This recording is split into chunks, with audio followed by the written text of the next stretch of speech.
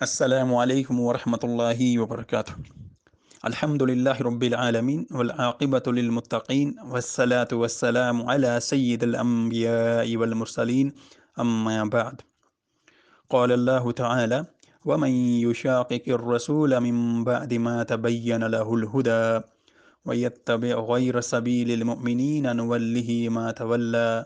ونصله جہنم وساءت مصیرا۔ ناظرین کرام،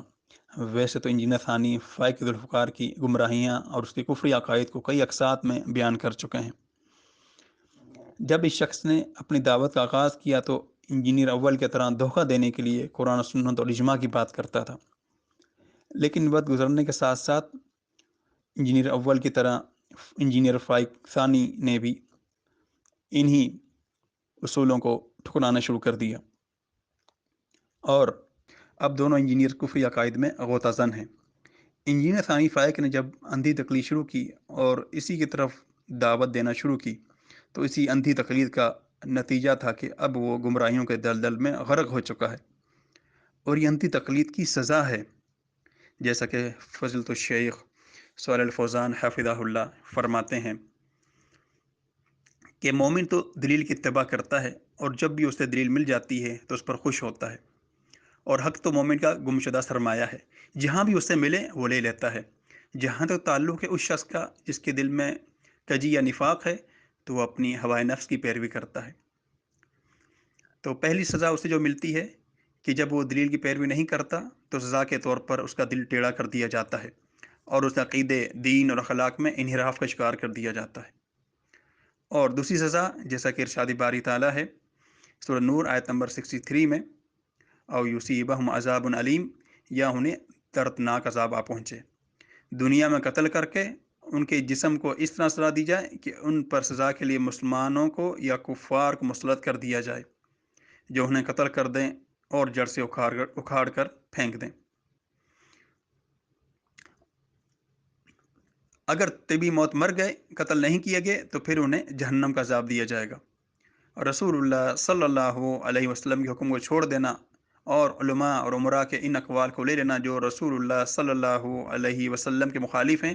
فتنے کا یا پھر دردناک عذاب کا سبب ہیں۔ شیخ صاحب کا کلام مکمل ہوا۔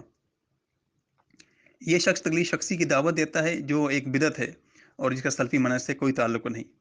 اور تقلید شخصی کو ثابت کرنے کے لیے نصوص میں یہود کے نقش قدم پر چلتے ہوئے معنوی تحریف بھی کرتا ہے۔ تقلید شخصی کو ثابت کرنے کے لیے جن مسائل پر اجماع ہے ان کو رد کرتا ہے۔ مثلا اہل سنہ کا یہ اصول ہے ان کل احد یؤخذ من قوله ویترک الا رسول اللہ صلی اللہ علیہ وسلم،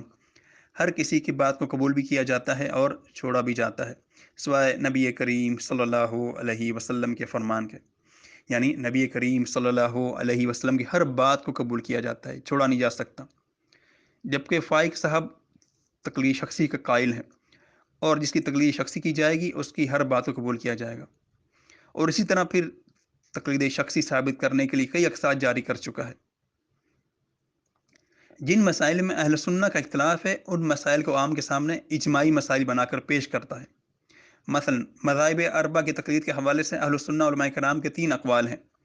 اور یہ اہل سنہ کے مابین ایک اختلافی مسئلہ ہے، اور انجینئر فائق صاحب خود بھی جانتے ہیں کہ یہ اختلافی مسئلہ ہے، لیکن اس کے باوجود دھوکہ دینے کے لیے یہ خائن شخص اللہ تعالیٰ کے سامنے کھڑے ہونے سے ذرا برابر بھی نہیں ڈرتا،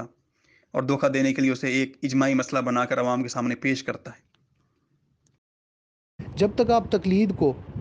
اختلافی موضوع نہیں سمجھیں گے تب تک آپ کو یہ چیز نہیں سمجھ آتی، اور یہ آنی بھی نہیں ہے، اس طرح کسی کو نہیں آتی۔ سب سے پہلے اسے سمجھنا پڑے گا کہ یہ مسئلہ ہی، پھر چاہے وہ تمذہب ہو یا تقلید ہو، یہ مسئلہ ہی کیا ہے؟ یہ مسئلہ ہی اختلافی ہے۔ ٹھیک ہے جناب انجینئر ثانی صاحب، اپنا دوسرا چہرہ بھی ملاحظہ کیجئے جہاں آپ جھوٹ اور خیانت سے کام لے رہے ہیں۔ وہ تقلید اور تمذہب جس چیز کی طرف میں دعوت دے رہا ہوں ان امور میں اختلاف ہے ہی نہیں۔ ناظرین کرام، تقلید شخصی ایک بدعت ہے، اور اس کے رد کے لیے ویسے تو بہت سے دلائل ہیں، لیکن ہم صرف ایک ہی حدیث ذکر کریں گے جو ان کی تقلید شخصی کی عمارت کو زمین بوس کر دے گی، جو سیدنا علی بن ابی طالب رضی اللہ عنہ سے مروی ہے، جس میں سے ہم صرف شاہی ذکر کرتے ہیں کہ نبی کریم صلی اللہ علیہ وسلم نے ایک لشکر پر ایک شخص کو امیر بنا کر بھیجا، اور آپ سب جانتے ہیں کہ نبی کریم صلی اللہ علیہ وسلم نے امیر کی اطاعت کو حکم دے رکھا ہے اور امیر کی اطاعت واجب ہے۔ تو اس امیر کو کسی بات پر صحابہ کرام رضوان اللہ علیہم اجمعین پر غصہ آیا تو انہوں نے آگ جلانے کا حکم دیا اور پھر اسی آگ میں کودنے کا حکم بھی دے دیا، جس پر صحابہ کرام میں اختلاف ہوا۔ کچھ نے کہا ہمیں امیر کی اطاعت کرتے ہوئے آگ میں کود جانا چاہیے، اور بعض نے کہا نہیں، ہم اسی آگ سے بچنے کے لیے اسلام میں داخل ہوئے ہیں، تو ہم اس میں ہرگز نہیں داخل ہوں گے۔ اسی دوران آگ بجھ گئی اور معاملہ ختم ہو گیا اور امیر کا غصہ بھی جاتا رہا۔ پھر جب یہ لشکر واپس آیا تو انہوں نے نبی کریم صلی اللہ علیہ وسلم کے سامنے یہ واقعہ ذکر کیا، تو اس کے جواب میں نبی کریم صلی اللہ علیہ وسلم نے ارشاد فرمایا، اگر تم اس امیر کی اطاعت کرتے ہوئے آگ میں کود جاتے تو تا قیامت اسی میں جلتے رہتے۔ اسے مسلم نے روایت کیا، حدیث نمبر 4535۔ ناظرین کرام، آپ دیکھیں، اگر کوئی شخص صحابی کی بھی تقلید شخصی کرتا ہے تو اس کا انجام آگ ہے، اور یہ بدبخت نفسیاتی مریض شخص یہودیوں کی طرح تحریف کرتے ہوئے کہتا ہے کہ تقلید شخصی نبی کریم صلی اللہ علیہ وسلم زمانے میں بھی ہوتی تھی اور صحابہ کرام سے بھی ثابت ہے۔ انا للہ و انا الیہ راجعون۔ ناظرین کرام، آپ نے ملاحظہ کیا کہ صحابہ کرام نے تقلید شخصی نہیں کی، اور کرنے والے کا انجام بھی پیارے پیغمبر صلی اللہ علیہ وسلم نے بتلا دیا۔ اور اس حدیث میں نبی کریم صلی اللہ علیہ وسلم نے ہمیں یہ اصول بھی بتا دیا کہ بات صرف معروف میں مانی جائے گی، وہ ہستی کتنی ہی بڑی کیوں نہ ہو، اور اگر کوئی شخص تقلید شخصی کرتا ہے تو اس کا انجام کتنا خطرناک ہے، اسے بھی بیان کر دیا۔ اور یہ دھوکے باز انجینئر ثانی کہتا ہے کہ صحابہ کرام رضوان اللہ علیہم اجمعین سیدنا عبداللہ بن مسعود رضی اللہ عنہ کی تقلید شخصی کیا کرتے تھے۔ یہ کتنا بڑا بہتان ہے۔ حالانکہ جب سیدنا عبداللہ بن مسعود رضی اللہ عنہ سے اجتہاد میں غلطی ہوئی تو صحابہ کرام رضوان اللہ علیہم اجمعین نے ان مسائل کو چھوڑ دیا، اور تابعین نے بھی ان مسائل کو قبول نہیں کیا۔ یہاں ہم ان مسائل میں سے ایک قول ذکر کرتے ہیں جو کہ ان کا قول سورۃ الفلق اور سورۃ الناس کے متعلق ہے، جسے امت نے چھوڑ دیا۔ اور بھی مسائل ہیں جن میں ان کا تفرد ہے جسے امت نے قبول نہیں کیا، جس سے یہ ثابت ہوا کہ سیدنا عبداللہ بن مسعود رضی اللہ عنہ تقلید شخصی نہیں کی جاتی تھی۔ یہ صرف انجینئر ثانی فائق کا ایک جھوٹ اور بہتان ہے۔ آخر میں ہم فائق کے زبانی ثابت کرتے ہیں کہ صحابہ کرام رضوان اللہ علیہم اجمعین کے زمانے میں تقلید شخصی نہیں تھی، اور اس پر اجماع بھی ہے۔ آپ جس طرح چیزوں کو سوچ رہے ہیں نا، ایسے ہی بالکل ظاہری سوچتے ہیں۔ آپ اگر ان سے گفتگو کریں نا تو آپ دیکھیں گے شوکانی وغیرہ بھی، علامہ ابن حزم، یہ نا ایک دائرہ انہوں نے کھینچا ہوا ہے، اس دائرے سے باہر نہیں نکلتے۔ حالانکہ ہونا یہ چاہیے کہ ایک بڑی پکچر کو دیکھنا چاہیے، اس ڈبے سے باہر آ کے بندہ دور سے اس چیز کو اچھی طرح دیکھے۔ جب تک آپ باہر نہیں آئیں گے نا، آپ کو یہ چیز سمجھ نہیں آئے گی۔ یعنی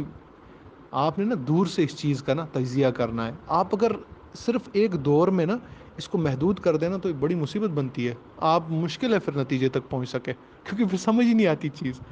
آپ کو نا۔ آپ اگر ان کا نا بغور مطالعہ کریں گے تو آپ کو پتہ چلے گا کہ ان کے پاس نص یا کوئی اس طرح کی چیز نہیں ہے۔ اس حوالے سے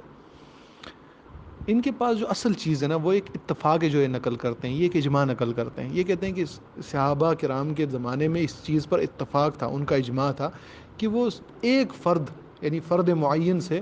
وہ مسئلہ نہیں پوچھتے تھے، بلکہ وہ مختلف افراد سے مسائل پوچھا کرتے تھے۔ یعنی اس بات میں یہ لوگ اتفاق نقل کرتے ہیں، اور یہ بالکل یہ بات صحیح ہے، اس میں کوئی شک نہیں ہے۔ سامعین محترم، آپ اندازہ لگائیں کہ شخص کتنا بڑا دھوکے باز اور خائن ہے کہ خود اقرار کر رہا ہے کہ اس پر اجماع ہے کہ صحابہ کے زمانے میں تقلید شخصی نہیں تھی، لیکن کچھ عرصے بعد اس کا مذہب تبدیل ہو گیا اور اجماع کو بھی پاؤں تلے رون ڈالا۔ جیسے کہ فارسی میں کہا جاتا ہے، دروغ گورا حافظہ نہ باشد، جھوٹے شخص کو یاد نہیں ہوتا کہ اس نے پہلے کیا بات کہی تھی۔ اور جس اجماع کے متعلق یہ ہوا پرست شخص رد آزادی فکر قسط نمبر 3 میں لکھتا ہے، جو صحابہ کرام رضوان اللہ علیہم اجمعین کو چھوڑ دیتا ہے تو حق تک اس کی رسائی ناممکنات میں سے ہے، اور بالآخر وہ گمراہی کے دلدل میں دھنستا چلا جاتا ہے کہ جہاں سے واپسی ممکن نہیں ہوتی۔ پھر لکھتا ہے، حضرات گرامی قدر، ہماری دعوت سادہ سی ہے کہ صحابہ کرام رضوان اللہ علیہم اجمعین کے نقش قدم پر چلتے ہوئے تقلید شخصی کے مسئلے کو حل کیا جائے۔ اگر تو صحابہ کرام رضوان اللہ علیہم اجمعین کے ہاں اس کا وجود تھا تو فضول قسم کی خرافات اور ذاتی تخیلات سے اجتناب کرتے ہوئے اس نظریے کو زبان اور قلم دونوں سے ہی قبول کیا جائے۔ تو ہم کہتے ہیں، فائق صاحب، آپ نے خود اقرار کر لیا کہ صحابہ کے زمانے میں تقلید شخصی نہیں تھی، تو اب آپ پر لازم ہے کہ آپ اسے قبول کریں اور اجماع کی مخالفت کر کے گمراہی کا شکار نہ ہوں۔ اور پھر فائق خود لکھتے ہیں جو صحابہ کرام کے راستے کو چھوڑ کر کسی اور راہ پر چلے گا اس کے لیے اللہ تعالیٰ کی طرف سے دوزخ کی وعید سنائی جا رہی ہے، جس کا اس کی آخرت کے ساتھ تعلق ہے۔ لیکن اس کے ساتھ ہی جو غور طلب بات ہے وہ یہ، جہنم تک اسے جو چیز لے کر جا رہی ہے اس پر ایسے شخص کا مسلسل رہنا ہے۔ یعنی اللہ تعالیٰ صحابہ کرام کے طریقہ کار سے روگردانی اختیار کرنے والے فرد کو گمراہی پر ہی مرنے دیتا ہے کہ اسے توبہ نصیب ہی نہیں ہوتی۔ تو جناب ہم آپ سے کہتے ہیں اندھے مقلد صاحب، آپ ذرا اپنے گریبان میں جھانک کر دیکھیں، آپ پر یہ ساری باتیں 100% فٹ آ رہی ہیں۔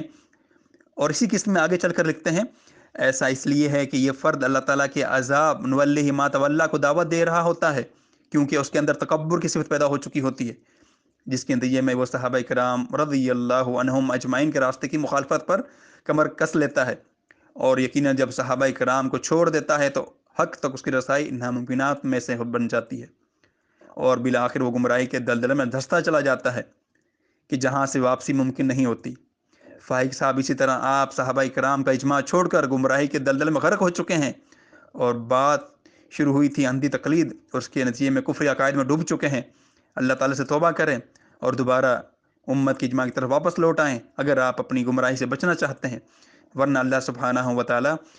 صحابہ کرام کی مخالفت کرنے والوں کو اسی حال میں چھوڑ دیتا ہے۔ اللہ سبحانہ و تعالیٰ سے دعا ہے کہ اللہ سبحانہ و تعالیٰ ہمیں صحابہ کرام کی مخالفت کرنے سے بچائے، آمین۔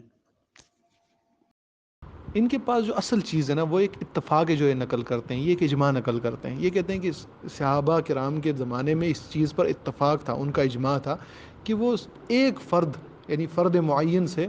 وہ مسئلہ نہیں پوچھتے تھے، بلکہ وہ مختلف افراد سے مسائل پوچھا کرتے تھے۔ یعنی اس بات میں یہ لوگ اتفاق نقل کرتے ہیں، اور یہ بالکل یہ بات صحیح ہے، اس میں کوئی شک نہیں ہے۔